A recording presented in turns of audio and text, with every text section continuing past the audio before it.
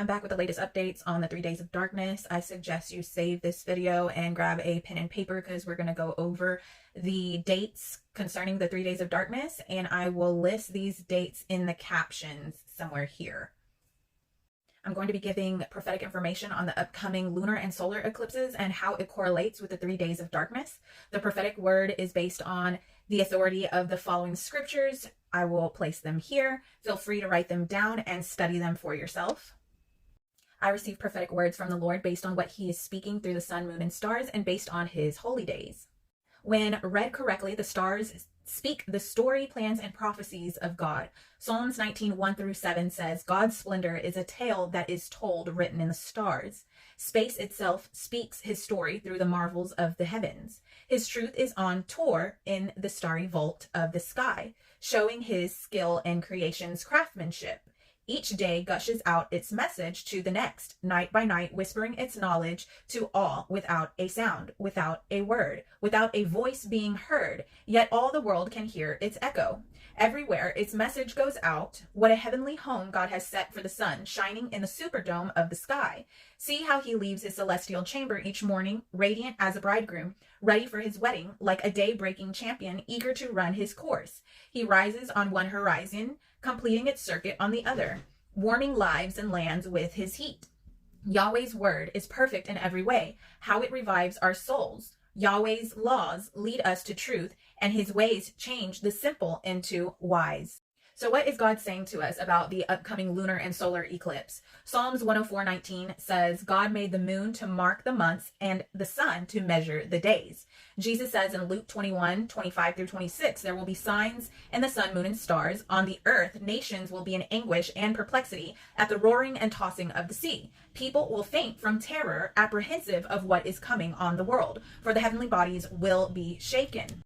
Eclipses often serve as signs of judgment, bringing cycles to an end and the start of new cycles. On March 25th, God's giving us a lunar eclipse in the sign Libra. In Hebrew, the name for the constellation Libra is Manzanaim.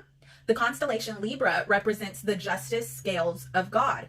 On April 8th, we have a solar eclipse in Aries.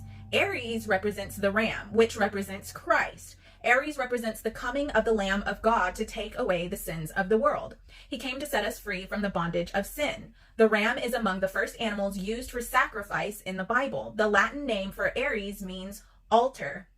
When the sun was in Aries over 3,000 years ago, the first Passover took place in Egypt. Now, before we go any further, you must understand what calendars the Lord is speaking from concerning this prophetic word. The Jews alone have 4 different New Years, making understanding and agreement on dates confusing at times. God's calendar and cycles are based on the lunar calendar, and the Gregorian calendar that the West goes by is based off a solar calendar. But in God's sovereignty, he is still communicating to all nations and creation through the lunar cycles in conjunction with his feast days. That being said, these dates God has provided for this word are the dates to me from God based off the conjunction of the Gregorian and the Jewish lunar calendar and feast days. This is because God is addressing foremost at this time the people of the West and the nation of Israel. If you don't agree with the dates God's mentioning in this video, take that to God. I simply listen, record dates and events he brings to me, and then I release it. My job is to relay the message, and then it's up to each person what they do with it. That being said, the following dates are all dates of biblical holy days and their current dates on this year's Gregorian calendar. On March 25th, we have a lunar eclipse, and this is 4 weeks before Passover, and for this reason, this is why I believe that this lunar eclipse on March 25th is pointing us to the 3 days of darkness. According to the Midrash, it said that the plagues against Egypt were 4 weeks apart. If this is true, this would mean March 25th would be the time of the 9th plague, which was when the 3 days of darkness took place a month before the 10th plague at Passover. Whether God is pointing this out symbolically or pointing it out as a warning for a coming literal time of darkness or maybe power outages or chaos, there is no way to know for sure, but I am prepared for either case scenario. And I recommend you do the same. On March 25th, we also have Shushan Purim being celebrated in Jerusalem. We are in the final month of Adar, the month where Purim was celebrated, and the last month the Israelites spent in Egypt. On the 25th, we also have Ezekiel 32, judgment. It was on this day that the prophet Ezekiel was given a prophecy of judgment against Pharaoh. For the sake of time, I'm going to read only a portion of Ezekiel's prophecy here, and I will release it in its entirety in a separate video. But notice how all these dates and events I'm sharing with you all correlate with Egypt.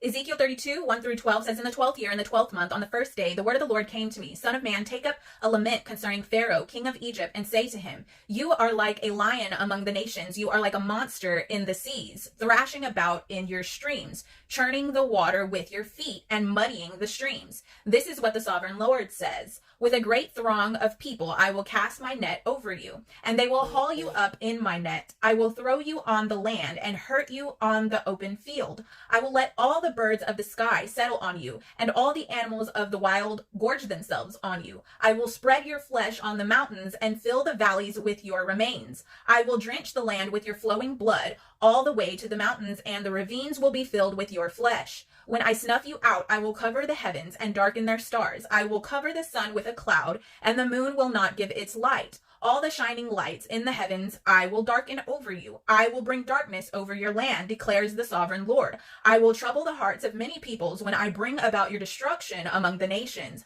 among lands you have not known. I will cause many peoples to be appalled at you, and their kings will shudder with horror because of you when I brandish my sword before them. On the day of your downfall, each of them will tremble every moment for his life. For this is what the sovereign Lord says. The sword of the king of Babylon will come against you. I will cause your hordes to fall by the swords of mighty men, the most ruthless of all nations. They will shatter the pride of Egypt, and all her hordes will be overthrown.